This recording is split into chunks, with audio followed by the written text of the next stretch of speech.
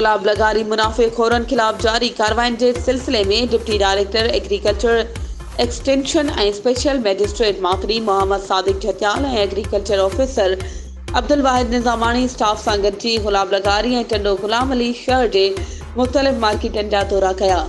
इन मौक़े ते हुन दुकाननि ते पयल खाधे पीते जे सामान जो मयार ऐं सरकार पारां जारी कयल अघनि वारियूं लिस्टूं पिणु चेक कयूं। हुन वधीक चयो त नाजाइज़ मुनाफ़ेखोरी ऐं ज़ख़ीरा अंदोज़ी जी इजाज़त न ॾिनी वेंदी।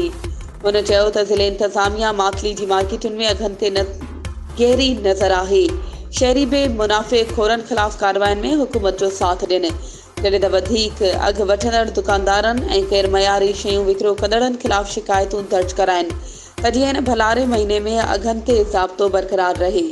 शहरी ऐं ॻोठाणा सही अघनि ते रोज़मर्रा जूं शयूं ख़रीद करे सघनि। हुन चयो त अटे गिह ऐं खंड बाबति वधीक शिकायतूं मिलियूं आहिनि।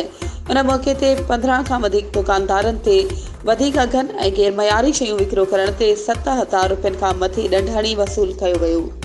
वधीक ख़बरुनि ऐं अपडेट्स जे लाइ असांजे चैनल खे सब्सक्राइब कयो ऐं हा बेल आइकन खे प्रेस करणु न विसारिजो त जीअं असांजी हर नई अचण वारी वीडियो तव्हां ताईं पहुची सघे।